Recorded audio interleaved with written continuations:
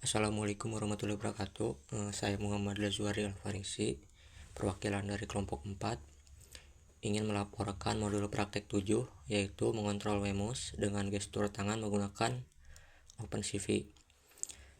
Di sini saya sendiri menggunakan alat-alat, yaitu yang pertama Wemos D1 Mini, lalu ada untuk yang keduanya saya tidak menggunakan Wemos lagi.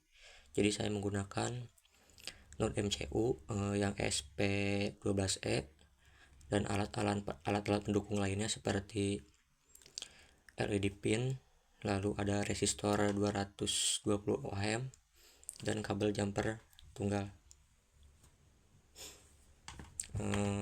Langsung saja ke skenario 1, yaitu mengoneksikan dashboard Arduino Cloud sehingga gestur yang ditangkap dengan webcam dan Wemos dapat merubah widget status di dashboard secara online. Lalu di skenario 1 sendiri, saya sudah berhasil mengendalikan nyala matinya lampu LED pin menggunakan gestur tangan serta menghubungkannya secara online di Arduino Cloud seperti dalam video.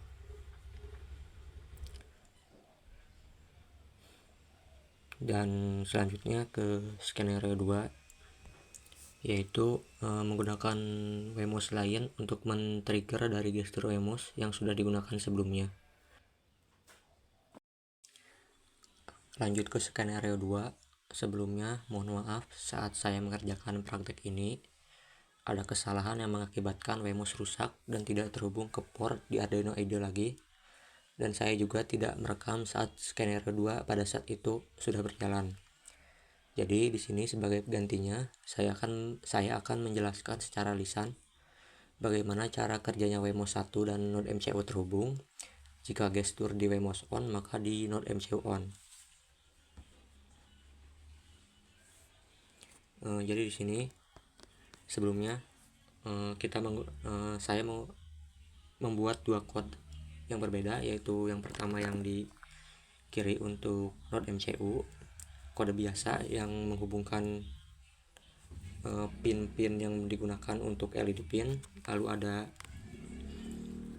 code untuk Wemos sama jika menghubungkan pin yang dipakai untuk LED pin. Jadi yang dapat menghubungkan kedua modul ini yaitu di Arduino Cloud sendiri. Jadi di sini tuh ada fitur yang bisa menghubungkan dua modul sekaligus. Jadi di sini saya hanya menyinkronkan saja bagian ini. Nah, jadi itu yang Wemos sebagai penangkap gesturnya. Lalu ini tuh dibaca atau dikirim ke si Node MCU-nya.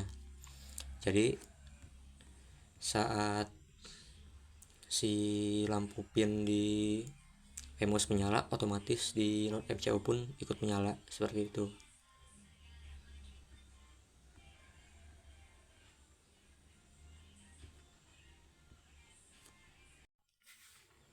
Selanjutnya, skenario 3 menambahkan lampu LED dan gestur baru sebagai variasi dalam bentuk praktek.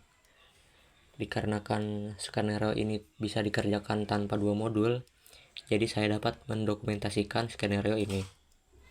Di skenario ini, saya menambahkan lampu merah dan kuning setelah hijau di skenario pertama. Di sini saya memprogram jika gestur tangan saya 5 jari, maka lampu merah on. Dan jika 2 jari, maka lampu kuning yang on.